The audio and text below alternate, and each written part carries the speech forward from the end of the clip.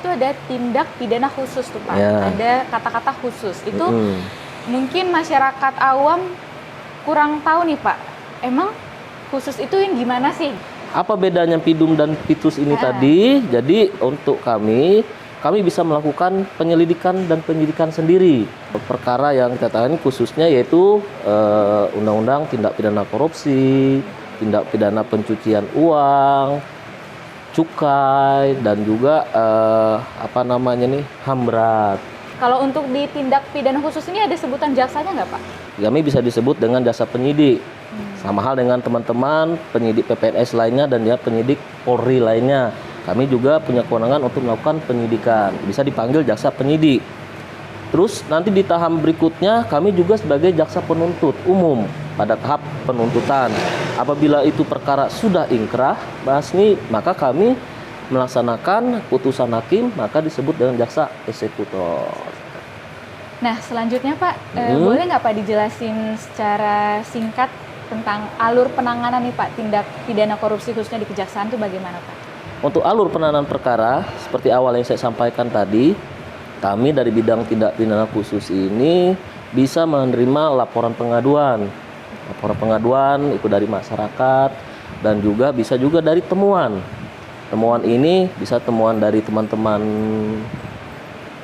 inspektorat, BPK, dan juga temuan-temuan dari teman-teman intelijen. Hai Sobat Adiaksa dimanapun berada, khususnya masyarakat di Kabupaten Sanggau. Hari ini ketemu lagi di podcast Jaksa Menyapa, yang hari ini kita kedatangan narasumber yang baru nih. Boleh izin Bapak diperkenalkan? Baik, terima kasih Mbak Asni. Nama saya Peri. Saya ditugaskan sebagai Kepala Seksi Tindak Pidana Khusus pada Kejaksaan Negeri Sanggau. Baik, Bapak kabarnya baik ya Pak hari ini? Baik, Mbak Asni. Nah, Sobat Adiaksa, hari ini kita langsung kedatangan Kasipitsus Kejaksaan Negeri Sanggau. Nah, kemarin tuh Pak, di podcast sebelumnya itu kita tuh udah bahas tentang seksi tindak pidana umum. Kemudian ada perdata dan tata usaha negara. Kemarin juga udah membahas bidang barang bukti Pak. Nah, hari ini nih ada seksi yang lain Pak ternyata di Kejaksaan sendiri. Betul sekali. Yaitu seksi tindak pidana khusus. Boleh Bapak izin penjelasan sedikit Pak tentang tindak pidana khusus itu di Kejaksaan itu gimana sih Pak? Baik, makasih Mbak Asni. Jadi di dalam organisasi kejaksaan, di mana di Kejaksaan itu yang disampaikan Mbak Asni tadi ada beberapa bidang yang menangani di bawah Peraturan Presiden Republik Indonesia Nomor 15 Tahun 2024 dan juga Peraturan Kejaksaan Republik Indonesia Nomor 1 Tahun 2022 tentang organisasi dan tata kerja Kejaksaan Republik Indonesia, di mana khususnya kami di bidang pidana khusus itu yaitu diberikan tugas dan kewenangan dalam melakukan pengelolaan laporan dan pengaduan masyarakat baik dalam penyelidikan, penyidikan, pelacakan aset, dan pengelolaan barang bukti, serta juga ada kegiatan pra penuntutan, pemeriksaan tambahan, pra peradilan, penuntutan, dan sampai di persidangan. Selain itu ada juga di dalam perlawanan, upaya hukum, pelaksanaan penetapan hakim, dan putusan pengadilan yang mempunyai kekuatan tetap. Juga ada melakukan pengawasan terhadap pelaksanaan pembinaan bersyarat, putusan pidana pengawasan, keputusan lepas bersyarat, dan eksaminasi dalam penanganan perkara tindak pidana khusus, khususnya di wilayah Kabupaten Sanggau. Itu Mbak Asni. Jadi di dalam kegiatan dan tugas itu saya juga dibantu oleh teman-teman, yaitu ada 2 kasubsi. Di situ ada kasubsi penyidikan maupun kasubsi penuntutan dan eksaminasi. Baik. Nah, dari kata-katanya aja itu ada tindak pidana khusus tuh Pak. Ada kata-kata khusus. Itu mungkin masyarakat awam kurang tahu nih Pak. Emang khusus itu yang gimana sih gitu kan Pak? Baik, Mas nih apa yang saya jelaskan tadi untuk bidang pidana khusus di Kejaksaan itu ada bidang tindak pidana umum dan tindak pidana khusus. Di bidang tindak pidana khusus ini saya sampaikan tadi kita bisa melakukan menerima laporan pengaduan, terus juga ada temuan, serta ada informasi data yang kita peroleh, sehingga kita dapat melakukan proses penyelidikan, penyidikan, penuntutan, sampai akhirnya eksekusi dan minasi. Apa bedanya PIDUM dan PITUS ini tadi? Jadi untuk kami bisa melakukan penyelidikan dan penyidikan sendiri. Nah, terus kami juga dalam menangani perkara pun kita sudah ada perkara yang kita tangani khususnya, yaitu Undang-Undang Tindak Pidana Korupsi, Tindak Pidana Pencucian Uang, Cukai, dan juga HAM berat. Nah, bedanya itu. Tapi kalau di bidang PITUS ini kami bisa melakukan penyidikan. Bisa kami menerima juga limpahan penyidikan dari teman-teman PPNS. Contohnya dari teman-teman penyidik PPNS di KPBan Cukai. Nah, terus juga dari teman-teman Direktorat Pajak yang menangani tentang perkara pajak. Tapi kalau untuk perkara yang mengatur tentang pencurian, delik-delik pencurian, KUHP, nah itu teman-teman dari bidang pidana umum. Itu yang membedakannya. Wah, menarik nih Pak, bidang tindak pidana khusus. Ya. Nah, kan kalau misalnya di episode selanjutnya itu Pak, ada sebutannya Pak untuk jaksa-jaksanya Pak. Misalnya di pidana umum biasanya dikenal dengan penuntut umum, jaksa penuntut umum. Kemudian di bidang datun, perdata dan tata usaha negara, ada sebutannya jaksa pengacara negara. Kalau untuk di tindak pidana khusus ini ada sebutan jaksanya nggak Pak? Baik, sebenarnya untuk sebutan secara umum, jaksa adalah satu yang tidak terpisahkan, yang mana sesuai dengan Undang-Undang Kejaksaan, jaksa itu adalah penuntut umum. Nah, tetapi di bidang khususnya sendiri, apa yang disampaikan tadi tugas dan kewenangan kami bisa disebut dengan jasa penyidik. Sama hal dengan teman-teman penyidik PPNS lainnya dan ya penyidik Polri lainnya. Kami juga punya kewenangan untuk melakukan penyidikan. Bisa dipanggil jaksa penyidik. Terus nanti di tahap berikutnya kami juga sebagai jaksa penuntut umum pada tahap penuntutan. Apabila itu perkara sudah ingkrah, maka kami melaksanakan putusan hakim, maka disebut dengan jaksa eksekutor. Nah Pak, selanjutnya nih, kalau di tindak pidana khusus ini ada nggak Pak kita berkoordinasi dengan pihak-pihak luar, misalnya seperti KPK, terus misalnya dari kepolisian atau lembaga lain gitu Pak? Kalau ada, biasanya hubungannya seperti apa Pak? Baik, untuk aparat penegak hukum Basni, kita di dalam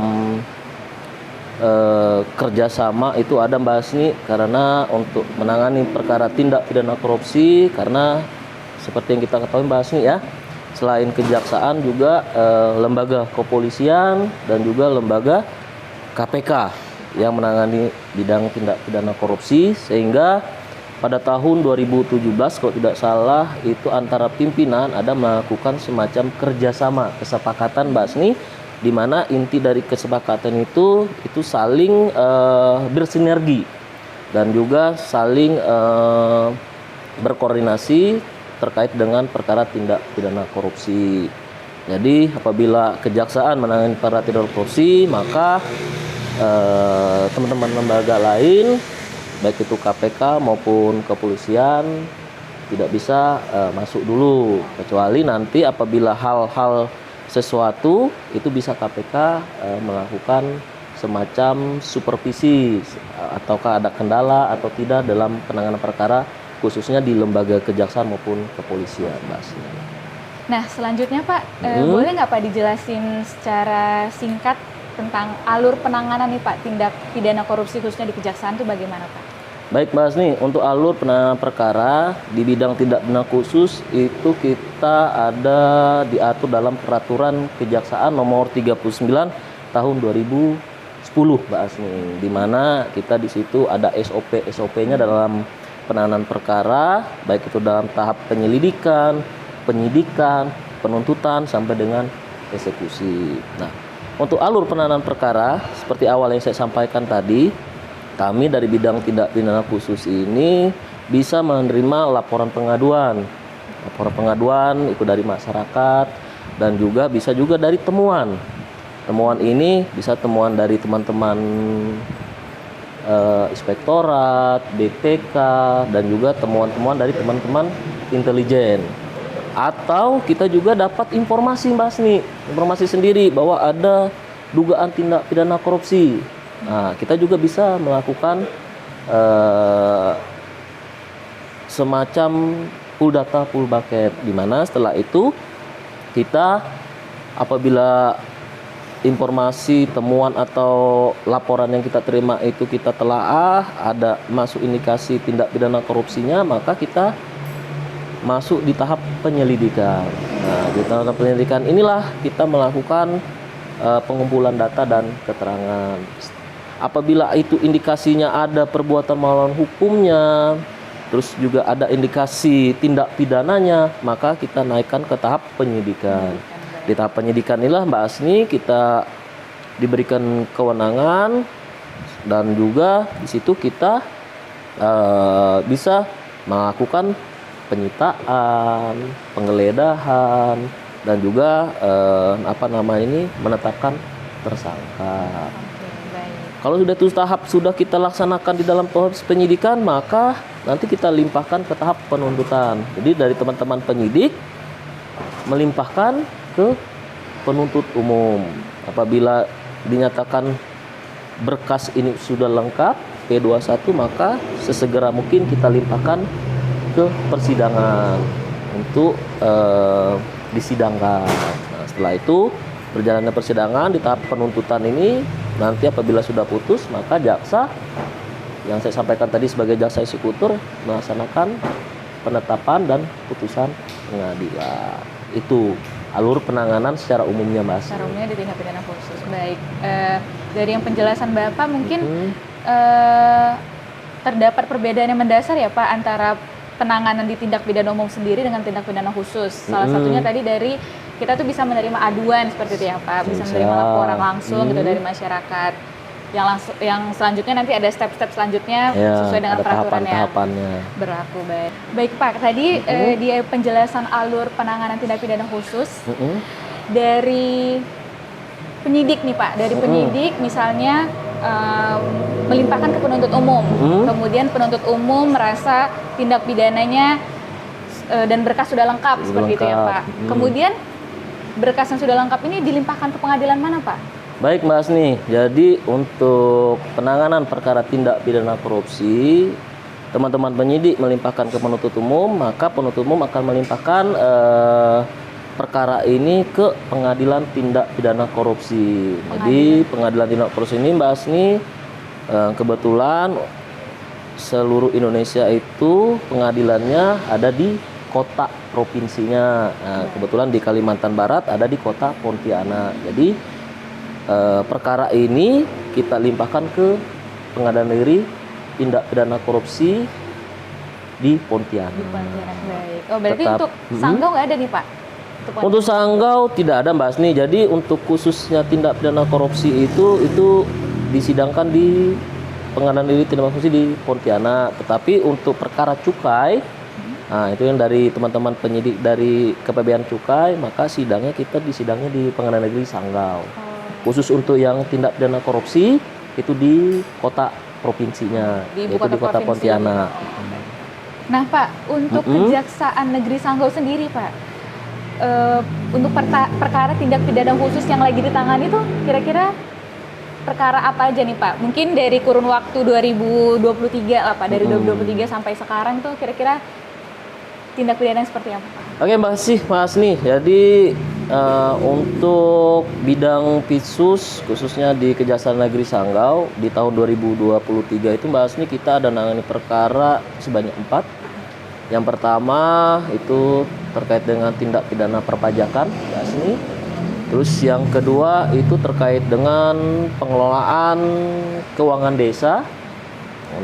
Terus yang duanya itu terkait dengan pengelolaan dana hibah peremajaan sawit rakyat.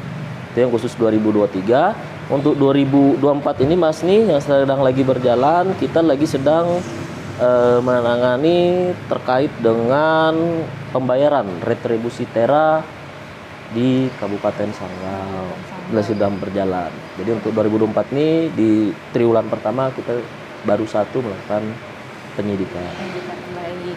Tapi dalam waktu dekat ini juga Mbak Asni, kita juga ada limpahan juga dari teman-teman KBBN Cukai di Entikong itu terkait dengan perkara tindak pidana cukai.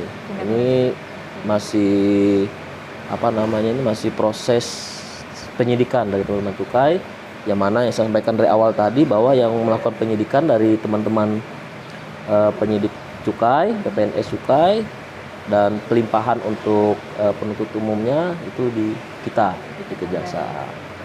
Nah ini Pak, mengingat ternyata di Kabupaten Sanggau sendiri juga banyak ya Pak perkara tindak pidana, khususnya tadi ada korupsi, ada tindak pidana kepabeanan, pokoknya tindak pidana yang kewenangan seksi pidana khusus gitu ya Pak.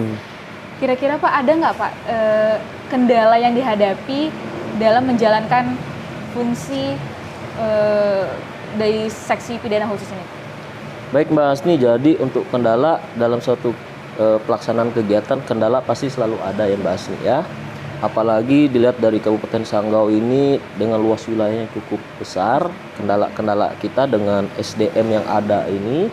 Jadi kita kendalanya itu dalam melakukan pemanggilan saja, karena ada laporan-laporan, kita juga harus turun ke lapangan, terus juga melakukan pengumpulan data dan keterangan, sehingga kendalanya itu kalau laporan dan ininya terlalu jauh juga, kita juga terkadang sarana prasarananya kesananya itu lokasinya itu cukup jauh, jadi kendalanya ini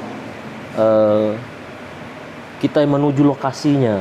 Nah, itu terus juga kita kadang meminta keterangan orang kan harus dipanggil, sana kita udah janjikan ya, mungkin mereka minta waktu beberapa hari. Nah, itu aja sih kendala-kendala yang tidak terlalu signifikan menghambat dalam proses pelaksanaan kegiatan. Tapi kalau secara umum kalau ditanya masalah kendala, pasti ada kendala. Tapi selama bertugas di sini dari 2023 kemarin sampai 2004 ini, untuk kendala yang terlalu ini tidak ada sih Pak. Kalau untuk peran kejaksaan sendiri Pak untuk pemberantasan korupsi ya Pak, khususnya di Kabupaten Sanggau itu bagaimana Pak? Baik Mbak Asni, jadi untuk peran kejaksaan khususnya kami ya di bidang tindak pidana khusus, kami bidang tindak pidana khusus bersinergi dengan bidang intelijen. Dari mana teman-teman dari bidang intelijen khususnya seperti ini, jasa menyapa seperti ini kan salah satu dari sinerginya bidang intelijen dan bidang tindak pidana khusus untuk memberikan suatu pemahaman, pengertian apa sih tugas dan fungsinya kejaksaan khususnya di bidang tindak pidana khusus. Selain itu juga kita juga sering dilibatkan untuk menjadi semacam narasumber terkait dengan pengelolaan dana desa, terus terkait dengan pemahaman tindak pidana korupsi bagi pemerintah daerah, dan juga terkadang kami juga dibawa dan dilibatkan teman-teman Intel untuk menjadi narasumber juga di dalam jaksa masuk sekolah, terus juga jasa menyapa seperti ini dan lain-lainnya. Baik, kemarin Pak banyak pertanyaan yang masuk ke DM Instagram official account-nya Kejari Sanggau yang nanya nih, izin bertanya, kalau misalnya kita mau buat laporan, apakah kita harus datang ke kejaksaan, kita harus bawa apa aja, atau sistematikanya gimana jika mereka tuh ingin mengadukan atau membuat laporan, itu gimana Pak? Baik Mbak Asni, jadi untuk laporan pengaduan ini bisa datang ke kantor Kejaksaan Negeri Sanggau, bisa juga dapat memberikan laporan ke nomor yang sudah kita siapkan. Mungkin nanti lapor pengaduannya bisa dicatat di bawah ini ya. Ya. Nah, itu Mbak Asni. Dengan catatan dalam melakukan laporan pengaduan itu harus dibuktikan dan data dukung yang lengkap. Baik Sobat Adiaksa, nih kita udah panjang sekali nih Pak membahas tentang seksi tindak pidana khusus. Semoga apa yang kita bahas hari ini kita tuh bisa memberikan pencerahan lebih banyak kepada masyarakat khususnya Kabupaten Sanggau. Dan untuk masyarakat Kabupaten Sanggau atau Sobat Adiaksa dimanapun berada, jika mau memberikan laporan atau aduan, Tidak usah takut, tidak usah mikir ribet atau enggaknya, karena kalian bisa datang langsung ke kantor Kejaksaan Negeri Sanggau ataupun bisa dari by WhatsApp ya Pak, by WhatsApp atau nomor yang udah disiapkan. Baik. Izin Bapak, terima kasih banyak untuk waktunya. Terima kasih Mbak Asni. Untuk segala informasinya, Sama-sama. Penjelasannya. Semoga episode Jaksa Menyapa hari ini bisa membawa manfaat bagi kita semua. Akhir kata, saya host yang bertugas hari ini dan juga Pak Kasipitsus sebagai narasumber hari ini mengucapkan terima kasih dan sampai bertemu di episode selanjutnya.